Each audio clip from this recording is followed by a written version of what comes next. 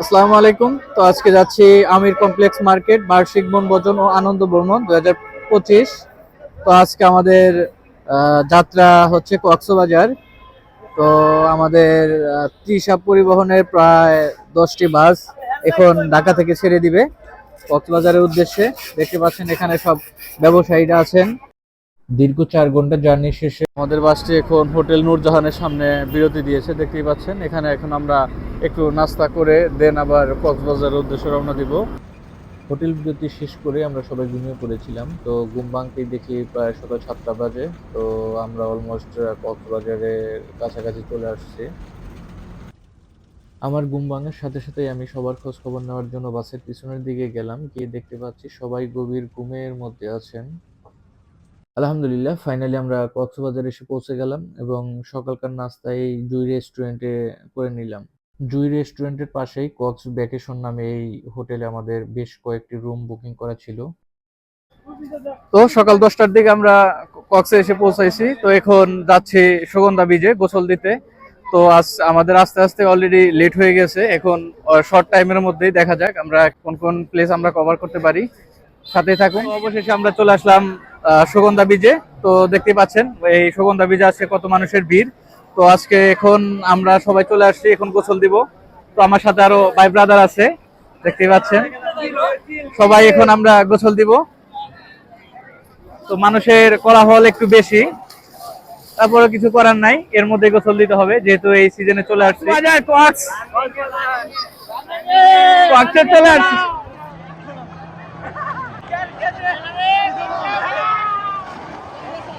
দেখতেই পাচ্ছেন অলরেডি আমরা সমুদ্র সৈকতে নেমে পড়েছি।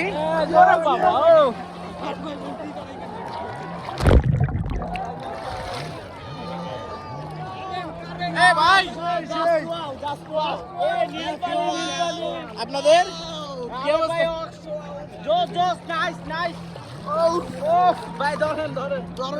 দেখতে পাচ্ছেন আমরা সমুদ্রের মাঝামাঝি অবস্থানে আছি। উল্টি পড়ে যাবো।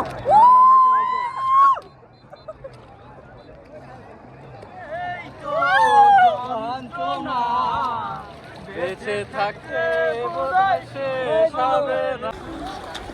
তো দেখতেই পাচ্ছেন আমরা এটা বেয়ে যাচ্ছি সমুদ্রের মাঝখানে।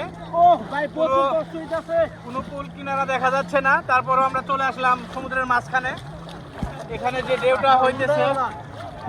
ঢেউটা হইতেছে প্রায় বড় বড় জাহাজের সমান এক একটা ঢেউ। সেগুলো আমরা এই টায়ারে বসেই মোকাবেলা করতেছি ঢেউয়ের।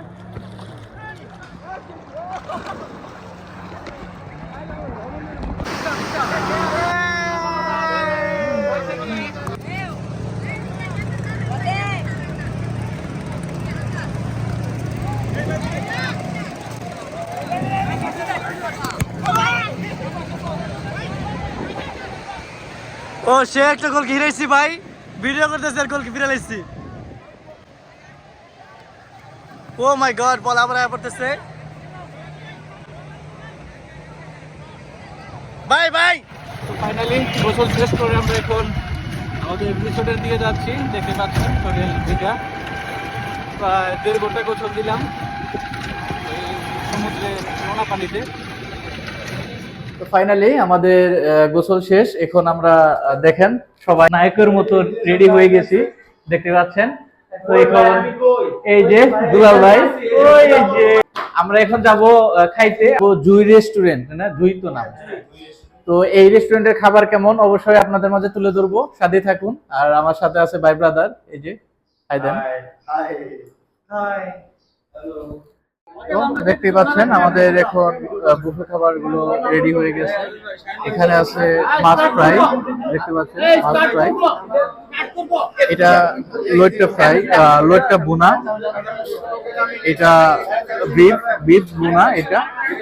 এখানে আছে ডাল, এখানে আছে সালাদ, এখানে আরো আছে, এগুলো এখনো এখানে পরিবেশন করা হয়নি।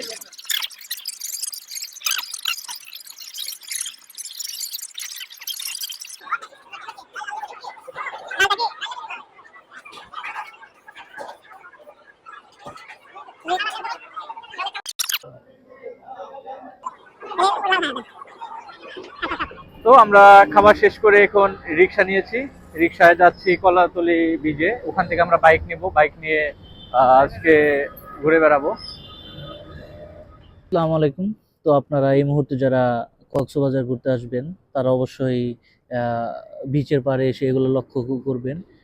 এগুলা কি ধরনের এক প্রকার যেন, মানে এত সুন্দর করে মানে মাটি উঠিয়ে রেখেছে, আসলে দেখলেই মনে হবে যে না কোনো শিল্পীর কারুকাজ করা।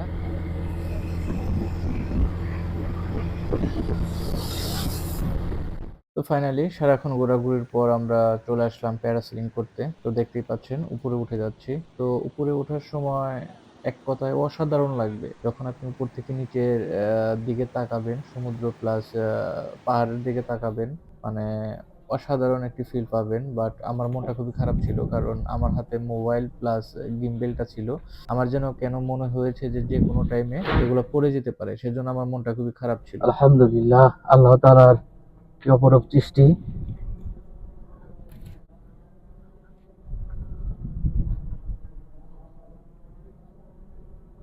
খুবই ভালো লাগতেছে, আলহামদুলিল্লাহ।